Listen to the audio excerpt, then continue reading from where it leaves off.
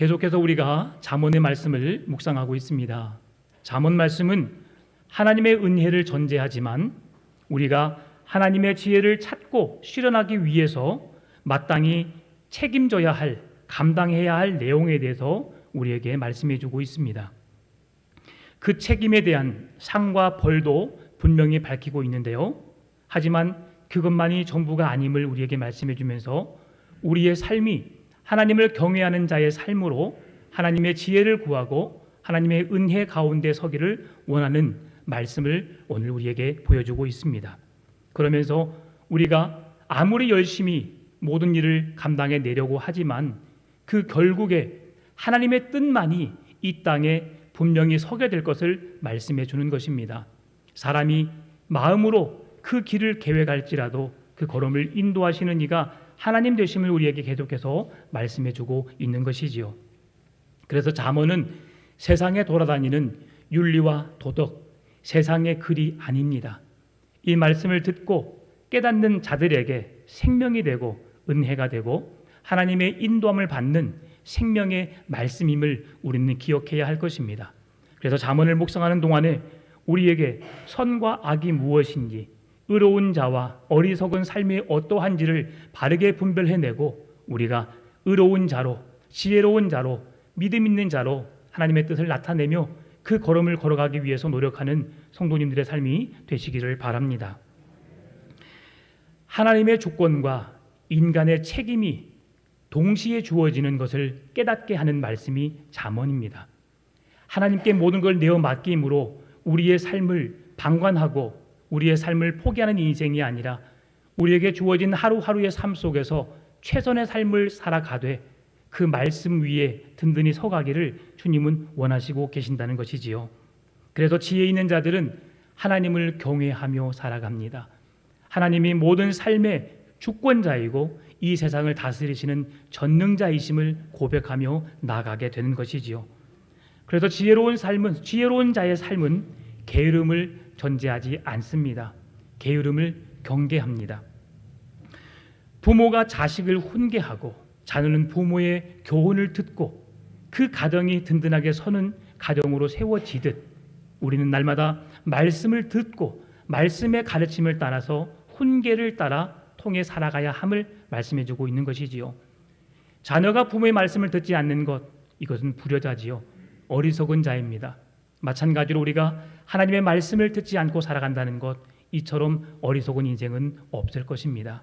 사랑하는 성도 여러분, 게으름을 경계하고 어리석은 자의 삶을 피하되 특별히 하나님의 말씀을 따라 살아가기 위해서 몸부림치는 우리의 삶이 되었으면 좋겠습니다. 죄에 대해서 무감각한 삶이 되지 않기를 바랍니다. 우리의 마음이 세상에 죄악에 노출되어서 감각을 잃어버린 어리석은 인생, 결코 하나님 기뻐하지 않습니다. 우리의 마음이 살아있고 진리를 향해 추구하기를 원하는 간절함으로 더욱 풍성해져서 하나님의 온전한 교회를 세워가기 위해서 힘쓰는 우리의 삶이 되시기를 바랍니다. 삶을 살아가면서 어리석은 자들이 있습니다. 그리고 게으른 자들이 있습니다. 하나님의 말씀을 업신여기는 자들이 있습니다. 그러나 성경은 그들을 향하여서 가만히 방관하고 내버려 두지 말고 그들을 향해 나아가라고 합니다. 왜 그렇습니까? 그들에게는 언제든지 깨달을 수 있는 은혜의 시간이 있음을 우리에게 말씀해 주기 때문이지요. 나의 마음을 아프게 하는 자가 있습니까? 교회에 해가 된다고 생각하는 사람이 있습니까? 하나님의 말씀을 업신여기며 그 말씀대로 살지 않는 자들이 있습니까? 주의 교훈과 훈계로 그들에게 다가서기를 바랍니다.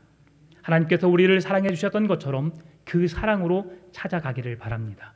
그가 돌이킬 수 있을 때, 하나님께서 기회를 주실 때에 그가 그 기회를 붙잡을 수 있도록 우리가 함께하는 은혜를 누려야 되는 줄 믿습니다.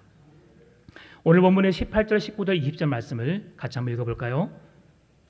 내가 내 아들에게 희망이 있은즉 그를 징계하되 죽일 마음은 두지 말지니라. 노하기를 맹렬히 하는 자는 벌을 받을 것이라. 내가 그를 건져주면 다시 그런 일이 생기리라. 너는 권고를 들으며 훈계를 받으라. 그리하면 내가 필경은 지혜롭게 되리라. 아멘. 이 말씀 속에서 우리에게 주시는 교훈이 뭐냐면 훈계를 하라고 말하지요. 권면을 하라고 말합니다. 징계를 하라고 말합니다.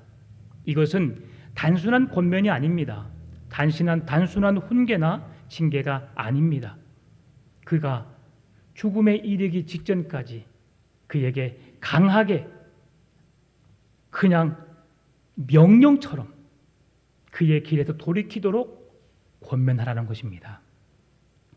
자녀들이 말을 듣지 않습니다. 그러면 어떻게 해야 될까요? 기도하면 될까요? 마음에 상처가 있습니다. 힘들고 어렵습니다. 몹시 견디기 쉽지 않습니다. 기도하면 돼. 이것은 결코 정답이 아닙니다.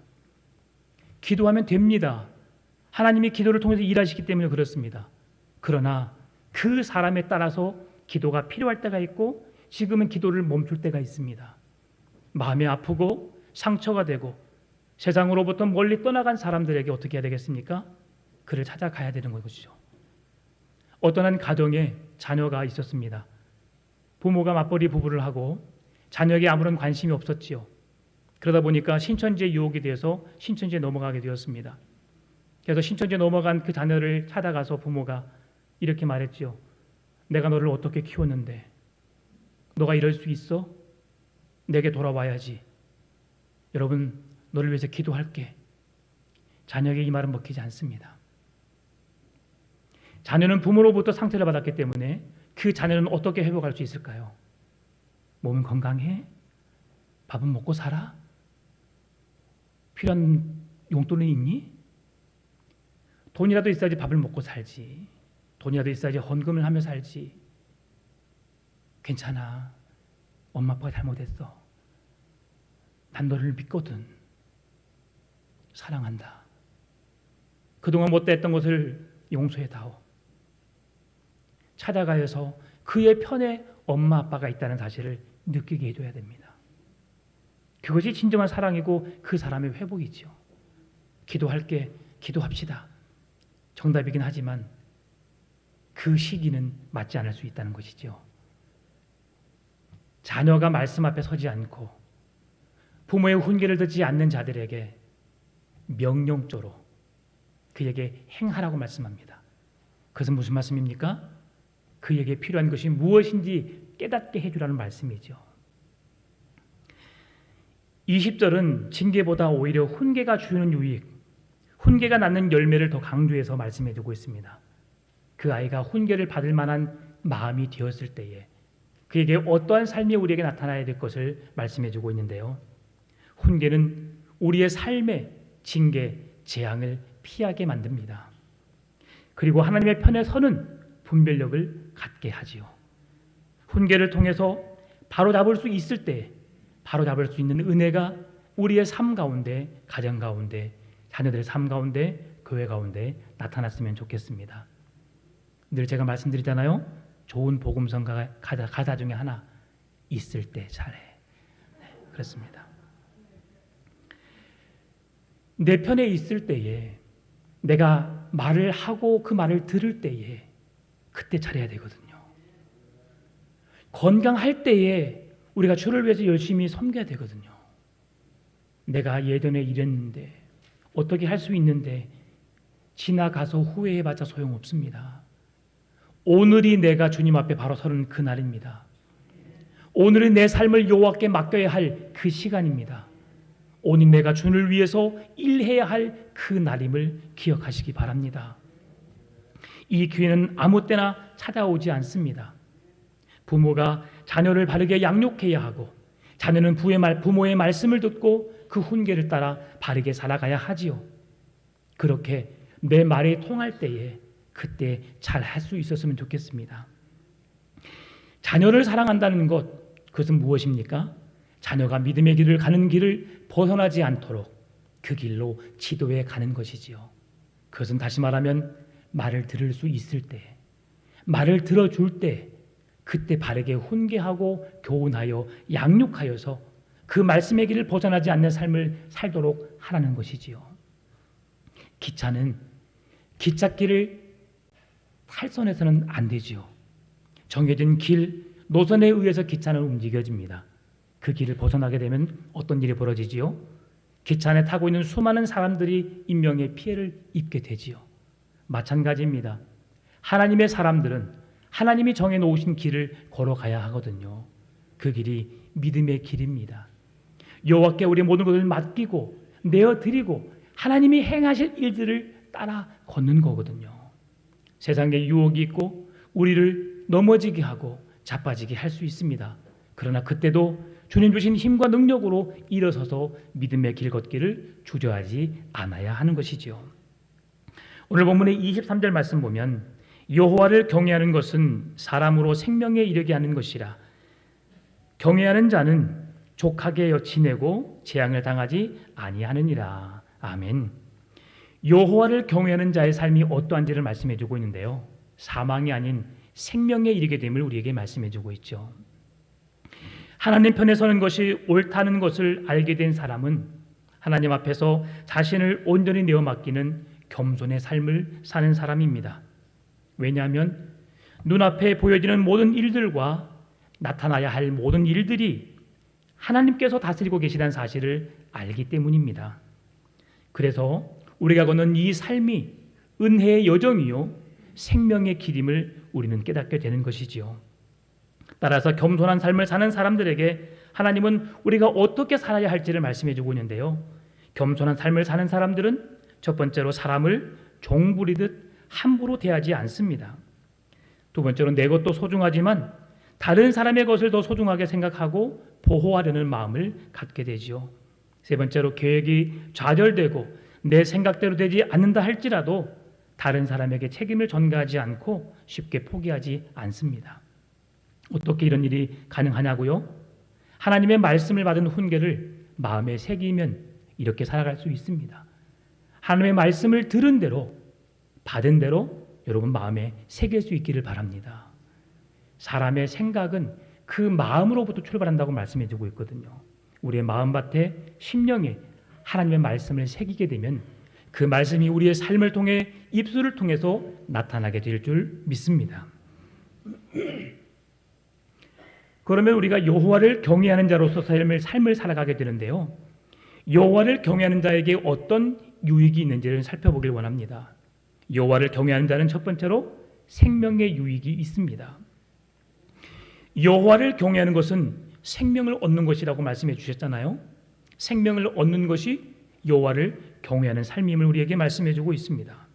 이 둘은 인과관계입니다. 즉 여호와를 경외하는 삶의 결과를 생명이라고 요약할 수 있을 것입니다. 두 번째로 여호와를 경외하며 살아간다는 것은 족하게 지낸다는 것을 의미합니다. 이 말씀은 만족한 잠을 잔다, 평안히 저녁을 보낸다는 뜻을 가지고 있는데요. 저녁과 거처가 마련된 상황, 이 시대에 나그네, 고아, 과부의 어려운 현실을 우리에게 말씀해 주는데요.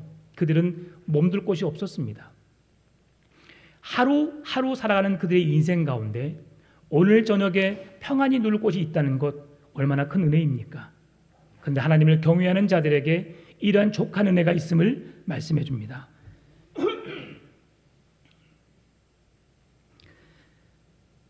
마음의 근심은 사람의 마음을 상하게 한다고 했어요.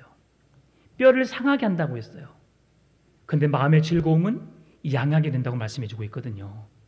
여러분, 우리의 마음이 평안하다는 것, 내가 잠잘 수 있을 때 잠을 잘 수 있다는 것, 이것이 얼마나 큰 은혜인지 모릅니다. 하나님께서 하나님을 경외하는 자들에게 이런 은혜를 주신다고 말씀해 주고 있는 것입니다. 필요한 것을 공급해 주시고 보호해 주시는 여호와 하나님을 우리에게 보여주고 있는 것이죠. 세 번째로 여호와를 경외하는 자들은 재앙을 당하지 않는다고 말씀해 줍니다. 악인이 당할 재앙을 피함으로써 평안한 인생을 살게 될 것을 약속해 주는 말씀이지요. 사랑하는 성도 여러분, 여호와를 경외하는 여러분의 삶 가운데 하나님의 생명의 은혜가 넘쳐나게 되기를 바랍니다. 만족함이 있고 평안함이 있는 삶을 살아가시기를 바랍니다. 재앙으로부터 보호받으며 하나님의 인도와 보호하심 속에 살아가는 우리의 삶이 되었으면 좋겠습니다. 오늘 본문의 29절 말씀을 한번 읽어볼까요? 심판은 거만한 자를 위하여 예비된 것이요 채찍은 어리석은 자의 등을 위하여 예비된 것이니라. 아멘. 하나님의 심판은 하나님의 백성을 향하여서 진행되지 않습니다. 채찍도 마찬가지로 미련한 자를 향하여서, 어리석은 자를 향하여서 채찍을 들게 된다고 말씀해주고 있지요. 여러분, 사랑하는 백성이, 사랑하는 자녀가 잘 행하고 있는데 채찍 들 일이 뭐가 있겠습니까? 그를 징계할 일이 뭐가 있겠습니까? 밥 잘 먹고 건강하게 잘 지는 것만도 얼마나 감사한데요. 그런데 왜 그가 우리의 삶에 못마땅하고 왜 마음에 들지 않는 걸까요? 그것은 그 사람의 이기적인 욕심과 야망이 너무나 앞서기 때문에 그렇습니다. 여러분, 자녀는 우리의 욕심을 위해 채워주는 자녀가 아니죠. 자녀는 우리에게 믿음의 자녀로, 하나님의 기업을 이어갈 자녀로 선물로 주신 것입니다. 자녀는 우리로 하여금 구속하고 속박하여서 우리가 원하는 뜻대로 자녀를 어떻게 하라고 주신 것이 아니거든요. 하나님의 말씀 앞에 든든히 서고 그 뜻을 이어갈 자로 세워가는 것이 부모에게 주시는 숙제입니다. 자녀가 공부를 잘할 수 있습니다. 또 못할 수도 있고요. 운동을 잘할 수 있고 못할 수도 있습니다. 가진 재능이 많을 수도 있고 가지 못할 수도 있습니다. 그러나 우리는 그 있는 그대로를 받아줄 수 있는, 바라볼 수 있는 부모가 되어야 하는 것이지요. 자신을 한번 돌아보십시오. 나는 정말 잘 살았어, 나는 잘했어 라고 생각할지라도 여러분, 자녀는 나의 인생과 다르다는 것을 분명히 기억하셨으면 좋겠습니다. 그런데 거만한 자를 채찍질한다는 것, 이것은 무슨 말씀입니까? 무엇이 옳고 그른지를 분별할 수 있는 자로 세우기 위해서, 의와 악이 무엇인지 구분짓는 삶을 살게 하기 위해서 이런 채찍을 들라고 하는 말씀입니다. 거만한 사람은 심판을 받을 수밖에 없습니다. 어리석은 삶은 채찍을 맞을 수밖에 없습니다. 그럼에도 불구하고 거만한 사람, 어리석은 사람, 자기밖에 모르고 자기의 뜻을 굽히지 않고 자기가 하고 싶은 일을 하는 사람에게 주님은 사랑의 말씀으로 권면하고 그들을 향해서 이렇게 징계를 하라고 말씀하는 거죠. 어떻게? 강하게, 죽지 않을 만큼.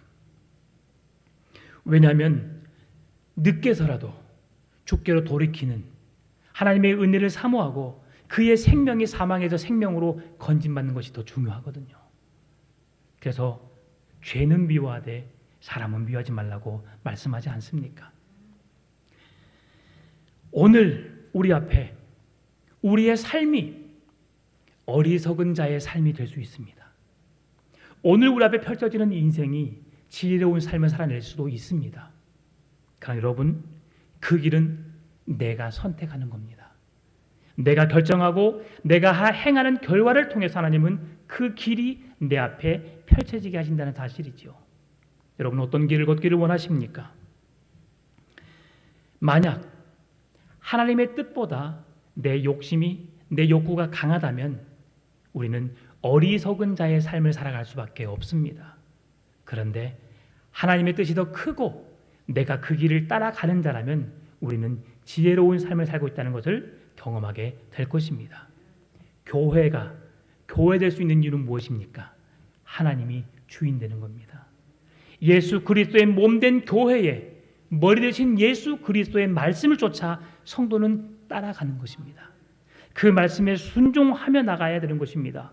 하나님의 말씀이 바로 세워지고 그 뜻을 향해 나아갈 때에 교회는 건강한 교회, 주님이 기뻐하신 교회로 세워가게 되는 줄 믿습니다.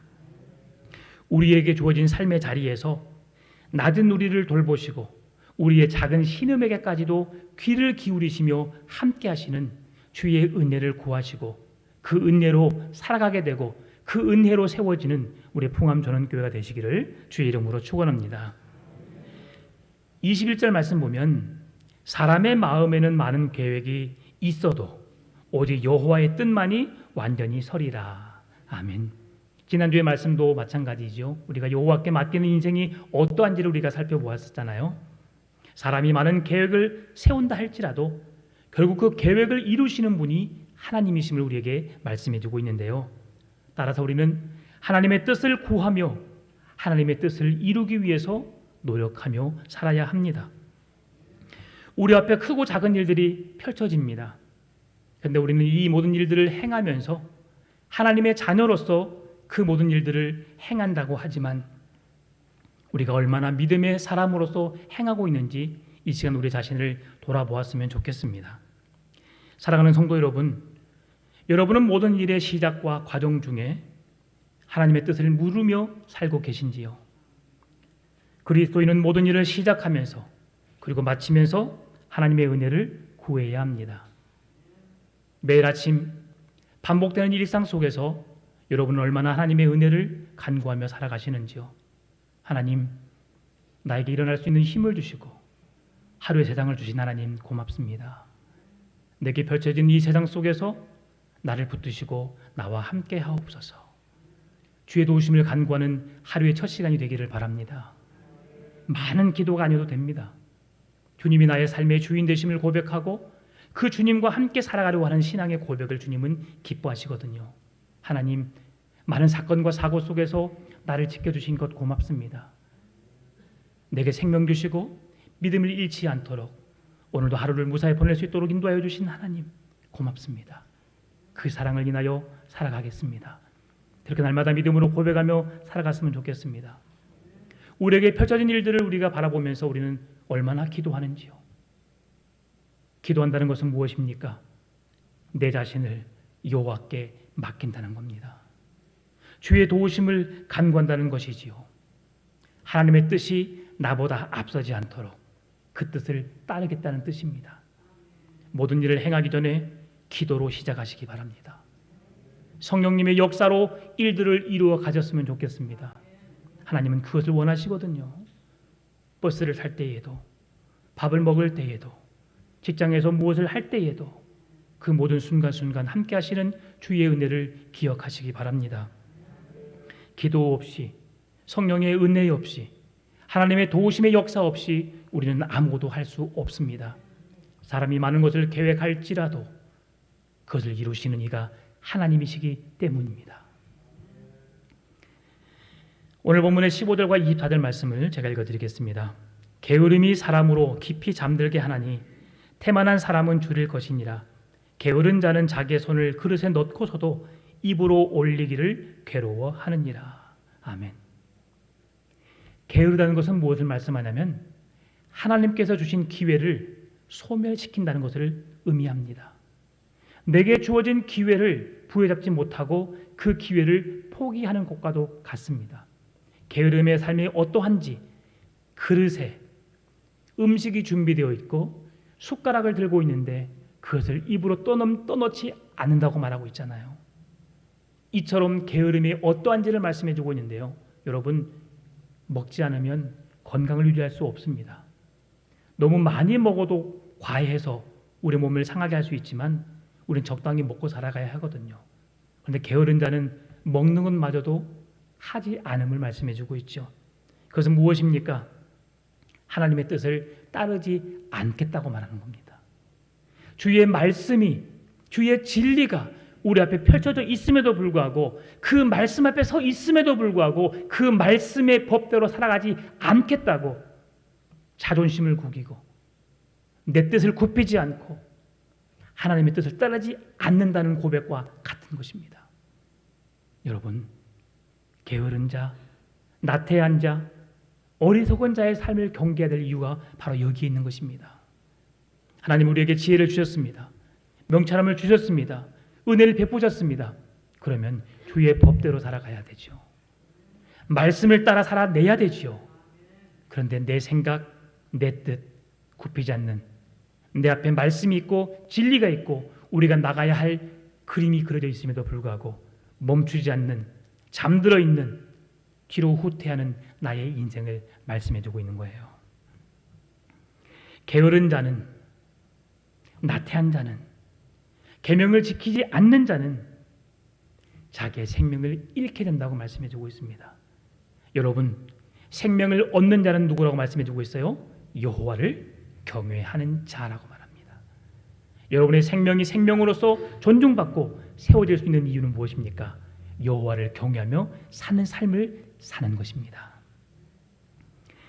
오늘 본문의 17절 말씀을 한번 읽어볼까요? 가난한 자를 불쌍히 여기는 것은 여호와께 구워드리는 것이니 그의 선행을 그에게 갚아주리라. 아멘. 여러분은 가난한 자를 어떻게 생각하십니까? 가난한 자 어때요? 게을러서 나태해서 가난하게 산다고 생각하십니까? 결코 그렇지 않습니다. 이 세상은 있는 자의 것, 우리가 잘 알고 있는 것처럼 양육강식의 사회입니다. 연약한 자는 일어설 수 없습니다. 법은 사람이 사람으로서 평등하게 살 수 있도록 기준을 세워서 그 법과 질서를 따라 살 수 있도록 만들어 놓았는데요. 힘 있는 자들의 것이 되어버렸습니다.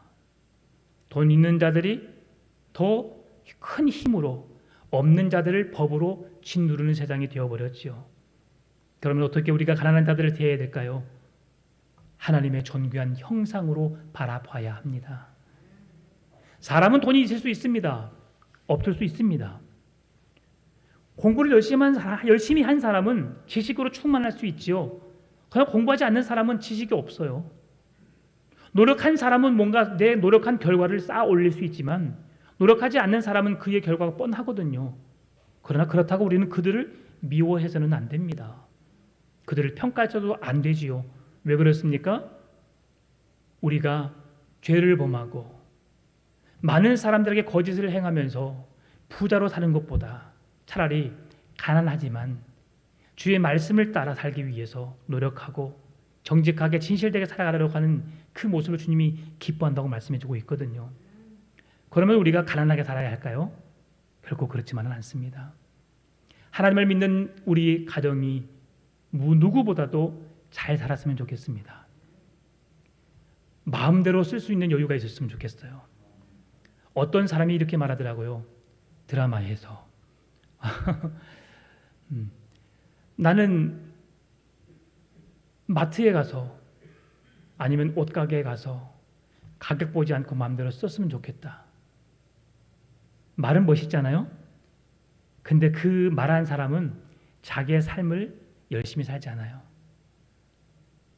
뭔가 대박을 꿈꾸는 인생입니다.